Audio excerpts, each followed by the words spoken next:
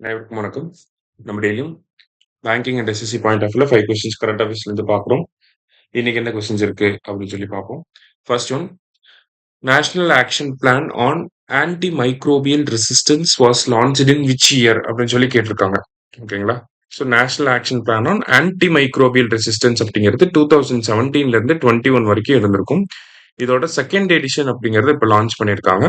2025ல இருந்து 2029 வரைக்கும் இது செயல்பாட்டில் இருக்க போகுது. சரிங்களா? So national action plan on anti microbial resistance initial of phase 1 2017, phase 2 2025 to 29.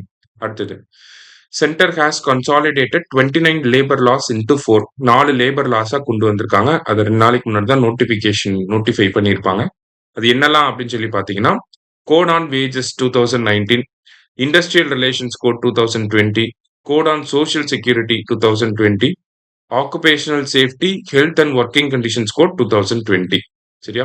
ரெண்டுமே கரெக்ட் ஸ்டேட்மெண்ட்ஸ் தான். போத் கரெக்ட் அப்படிங்கிறது கரெக்ட் ஆன்சர். இது 4ஐயும் மனப்பாடம் பண்ணிக்கோங்க. அதுல ஒன்னு மட்டும் தான் வேஜஸ் மட்டும் தான் 2019, மீதி எல்லாம் 2020.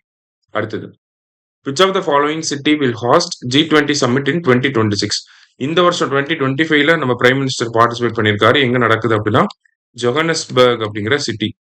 ஜோகன்னஸ்பர்க் எங்க இருக்குன்னா சவுத் ஆப்பிரிக்கால வந்து இருக்கு. அடுத்த வருஷம் எங்க நடக்க போகுதுன்னா மியாமில வந்து நடக்க போகுது. அது எங்க இருக்குன்னா யுஎஸ்ஏ. சரியா? அடுத்தது, global methane status report recently in news is produced by. So இந்த மீத்தேன் ரிலேட்டடான குளோபல் மீத்தேன் ஸ்டேட்டஸ் ரிப்போர்ட்டை யார் ரிலீஸ் பண்றாங்கன்னா united nations environment programme and the climate and clean air coalition அப்படிங்கிற இவங்க தான் லான்ச் பண்றாங்க. சரியா? So UN environment programme and climate and clean air coalition அவங்க தான் குளோபல் மீத்தேன் ஸ்டேட்டஸ் ரிப்போர்ட்டை ரிலீஸ் பண்றாங்க. லாஸ்டா, which institution recently released a report on water budgeting in aspirational blocks அப்படின்னு சொல்லி கேட்டிருக்காங்க. Water budgeting in aspirational blocks in India. So இந்த ஆஸ்பிரேஷனல்ங்கிற வார்த்தை வந்தாலே பொதுவா நித்தி ஆயோக் தான் அந்த ரிப்போர்ட்டை ரிலீஸ் பண்ணியிருப்பாங்க. சரியா? அதை வச்சு ஞாபகம் வச்சுக்கலாம். ஆஸ்பிரேஷனல்னு வந்தாலே most of the time NITI Aayog தான் ஆன்சரா இருக்கும். சரியா? இன்னைக்கு 5 கொஸ்டின்ஸ் பார்த்துருக்கோம். தேங்க்யூ.